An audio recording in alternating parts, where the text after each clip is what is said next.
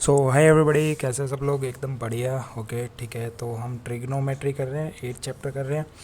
और इसका पहले पार्ट में मैंने आपको बताया था इंट्रोडक्शन की, मतलब बेसिकली ये राइट एंगल ट्रायंगल में क्यों लगता है, साइड्स और एंगल्स के बीच में क्या रिलेशन है, क्या रिश्ता है, वो मैंने आपको इंट्रोडक्शन में बताया था। अगर आपने नहीं देखा तो देख सकते हैं। सेकंड में मैंने रेशियो के बारे में और डिटेल में बात की थी। तो दोनों वीडियो तो मैंने सिर्फ इंट्रो में लिए हैं कि एक्चुअल में ट्रिग्नोमेट्री की ज़रूरत कहाँ पड़ रही है, क्यों पड़ रही है, राइट एंगल ट्रायंगल में क्यों लग रहा है। तीसरी जो हमारी जो वीडियो था उसमें हमने 8.1 शुरू कर दिया था, है ना। तो उसमें 1 2 3 क्वेश्चन किया, इसमें चौथा क्वेश्चन किया। तो आज हम पाँचवां वीडियो हमारी सीरीज़ का, और हम इसमें पाँचवां क्वेश्चन करने वाले हैं कि नहीं। तो इतना सब हम कर चुके हैं। ओके, तो मैं आपको थोड़ा सा रिवाइज़ करा देता हूँ क्या है अब तक हमने जो पढ़ा है बेसिकली, है कि नहीं। देख पा रहे हैं ना मुझे? ओके, स्माइल भी कर रहे हो। तो बेसिकली ट्रिग्नोमेट्री किस में अप्लाई होती है जी? राइट एंगल ट्रायंगल में अप्लाई होती है। राइट एंगल ट्रायंगल हमने बना लिया, उसमें एक होगा 90 डिग्री होगा। 90 के सामने हमेशा कौन खड़ा होएगा? हाइपोटेनस। और थीटा, थीटा ये भी हो सकता है, थीटा ये भी हो सकता है। तो थीटा के नीचे हमेशा क्या होएगा? बेस होएगा। और थीटा के सामने हमेशा क्या होगा? परपेंडिकुलर होगा, है कि नहीं। अब आप अगर देखो P/H, एक ये रेशो है, और ये रेशो हमेशा आपको एक फिक्स वैल्यू देगा अगर यहाँ पे एंगल फिक्स है। यानी अगर यहाँ 30 है तो इसकी एक फिक्स वैल्यू आएगी, 45 है तो एक फिक्स वैल्यू आएगी, 60 है तो एक फिक्स वैल्यू आएगी। क्यों? क्योंकि राइट एंगल ट्रायंगल, और इसका रीज़न मैंने इंट्रोडक्शन वाली वीडियो में दिया था। तो यानी कि P/H हमेशा क्या होगा? P/H की वैल्यू हमेशा साइन थीटा होगी। यानी साइन थीटा बराबर क्या होता है? P/H। B/H क्या होता है? Cos theta. P/B होता है क्या? Tan theta. यानी पंडित बद्री प्रसाद हर हर भोले, या पाकिस्तान भूखा प्यासा, हिंदुस्तान हरा हरा भरा, जो भी आपको ट्रिक्स बनाने हैं आप बना सकते हैं, ठीक है ना। ठीक है, समझ में आ गया। दूसरी चीज़, अगर हम इसको रिवर्स कर दें, देखो भैया, H/P कर दें तो ये कॉसेक बन जाता है। H/B कर दें ये सेक बन जाता है। और B/P कर दें, सॉरी, तो ये कॉट बन जाता है। और इसी को आप हिंदी में याद रख सकते हो, लाल कक्का, या लाया आम लाया कच्चे कच्चे आम। तो ये सब हम ऑलरेडी कर चुके हैं, ओके नहीं। तो मैंने छोटा सा रिकैप आपको दे दिया है। ओके, अब हम चलते हैं जी आज के क्वेश्चन पे। तो आज का हमारा क्वेश्चन नंबर है 5। तो मैंने क्वेश्चन ले लिया है आपके लिए यहाँ पे। तो क्वेश्चन क्या दिया हुआ है जी? क्वेश्चन दिया हुआ है जी सेक थीटा। क्वेश्चन क्या दिया हुआ है जी? सेक थीटा कितना है? 13/12 है। अब ये 13/12 बेसिकली क्या है? एक रेशो है, यानी ये शॉर्टेस्ट फॉर्म में, यानी काट के दे रखा है। यानी ये ऐसा भी हो सकता था 13 दूनी 26, 12 दूनी 24, क्योंकि इसको काटेंगे तो भी ये कितना आएगा? 13/12 ही आएगा, है कि नहीं। तो इसको मिटा देते हैं। तो बेसिकली जब भी रेशो होता है तो आप उसके साथ हमेशा एक्स ले लें। क्या ले लें? सॉरी, यही मिट गया, अपना क्वेश्चन ही मिट गया। क्या ले लें? एक्स ले लें। जब भी रेशो दिया होगा 13/12, है ना, तो आप उसके साथ हमेशा क्या ले लें? एक्स ले लें, है ना।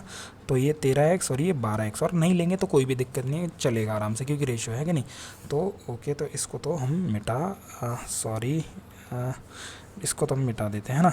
तो ये आपको इतना समझ में आ गया होगा, बहुत सिंपल सी चीज़ है ना, कि सेक थीटा कितना दिया हुआ है? 13/12।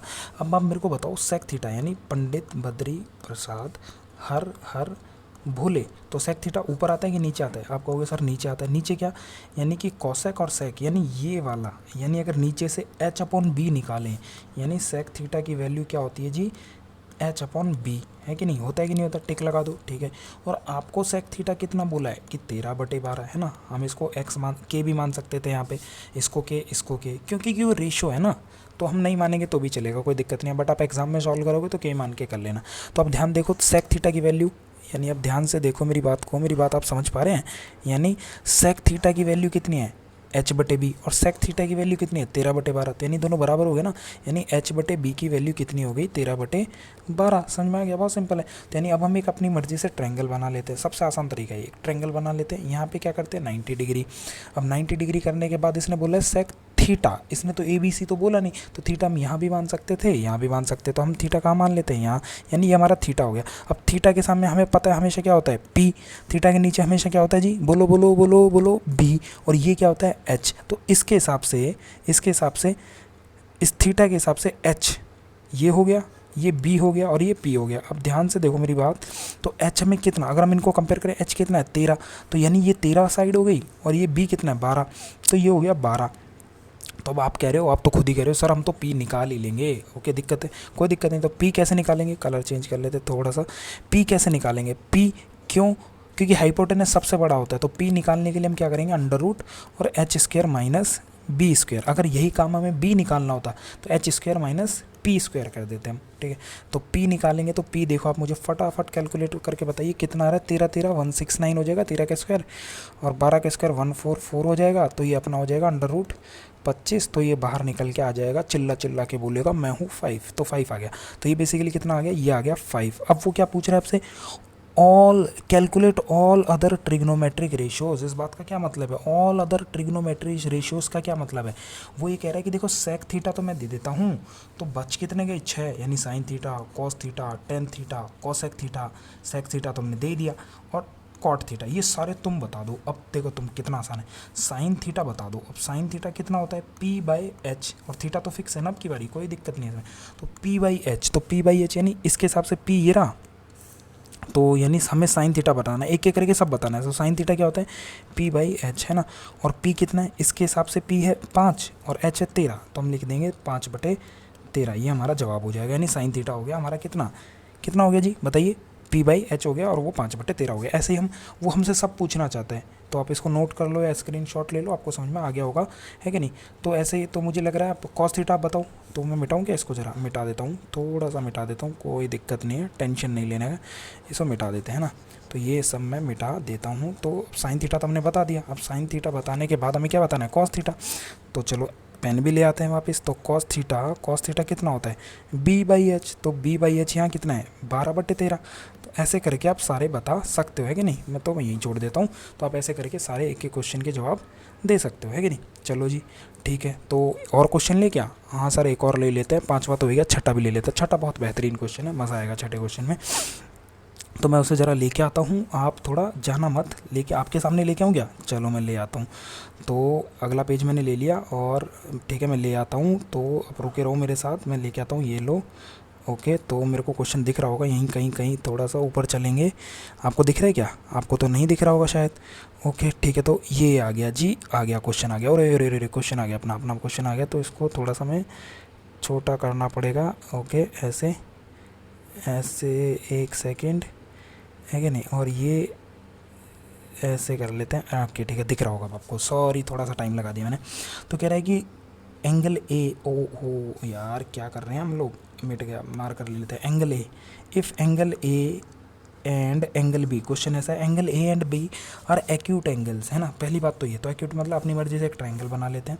ये 90 है भाई, ये 90 है, तो 90 का मतलब एक्यूट कौन से होंगे, ये और ये दोनों, यानी ए ये है और बी ये है। हम क्या मान लेते हैं, ए ये है कि ये तो सी है ना, तो ये तो सी, ये तो राइट है, ये तो 90 है ना, तो 90 तो एक्यूट नहीं होता है ना, तो ये दोनों एक्यूट हो गए। तो ए एंड बी क्या कह रहा है, एक्यूट एंगल है, तो आप ए को इधर भी मान सकते थे, बी को इधर भी मान सकते, तो कोई दिक्कत नहीं आती। अब ये कह रहा है कि A and B are acute angle such that cos A equal to cos B है। उसने क्या बोला, ये तो गिवन है, गिवन क्या है जी, लिख लेते हैं ज़रा, क्या बोल दिया उसने, बोला कि कॉज ए किसके बराबर है जी, कॉज बी के। अच्छा कोई दिक्कत नहीं है। तो कॉज ए क्या होता है, कॉज ए क्या, याद करो याद करो याद करो याद करो, तो ये क्या होता है फॉर्मूला, पंडित बद्री प्रसाद हर हर भोले, है ना, ऐसा ही होता है ना। तो कॉज ए क्या होगा, b/h होगा, कॉज ए b/h होगा, b/h। और कॉज बी क्या होगा, वो भी b/h होगा। तो कॉज कुछ भी रहे वो हमेशा b/h ही होगा। लेकिन ये वाला जो कॉज है ये ए के हिसाब से b/h देखना है, तो ए ये है, तो ए के हिसाब से बी तो यही होगा, यानी ए सी, है ना। तो ए सी और एच क्या है, ए बी, तो ये ऐसा होएगा, है कि नहीं, समझ में आया आपको। और दूसरी चीज़ जो कॉस बी है, कॉस अब की बार हमें कॉस बी के यानी बी के हिसाब से देखना है, बी के हिसाब से क्या देखना है, बी के हिसाब से बेस देखना है। तो बी के हिसाब से बेस तो ये हो गया बी सी, तो यानी हो गया बी सी। और हाँ एच कितना है, एच तो ए बी रहेगा, तो ये तो ए बी है ना। तो उसने हमें ये क्या क्या दे रखा था कि ये तो पहले से ही है, ये तो पहले से ही है ना। तो मैं एक बार थोड़ा सा कलर बदल लेता हूँ। उसने बोला था कि ये तो पहले से कॉज ए कॉज बी के बराबर है, कोई दिक्कत नहीं है। तो हमें पता है कि ये और ये तो बराबर, दोनों साइड तो बराबर होगा। तो कॉज ए के हिसाब से हमने साइड में बदल लिया, कॉज बी के हिसाब से भी हमने साइड बदल लिया। अब ध्यान देखो ये पूरा इस पूरे के बराबर है, तो बराबर तो यानी ए बी से ए बी कट जाएगा इधर आके, यानी ए सी बराबर बी सी। क्या बन रहा, क्या बचा हमारे पास, ए सी बराबर बी सी। और अगर ए सी ये वाली साइड है ना, और बी सी ये वाली साइड, अगर ये और ये साइड दोनों बराबर हैं, तो इस बात से कन्फर्म, अगर किसी भी ट्रायंगल की दो साइड बराबर हैं तो उनके अपोजिट एंगल बराबर होते हैं। इसका मतलब एंगल ए और एंगल बी भी क्या होगा, बराबर। तो यानी हमारा यहाँ से रिजल्ट आ गया कि एंगल ए किसके बराबर होगा, एंगल बी के। और उसने यही बोला था कि यही साबित करके दिखाओ कि एंगल ए एंगल बी के बराबर, वो हमने कर दिया, क्योंकि अपोजिट एंगल और अपोजिट साइड्स के बीच में क्या होता है, एक रिलेशन होता है, जो कि हमने कर दिया है कि नहीं। Thank you so much. आज के लिए इतना ही, आपको समझ में आ गया होगा। और कमेंट करके मुझे ज़रूर बताओ कहाँ अच्छा लगा, कहाँ बुरा लगा। अगर बुरा लगा तो डिसलाइक कर दो, कोई दिक्कत नहीं है।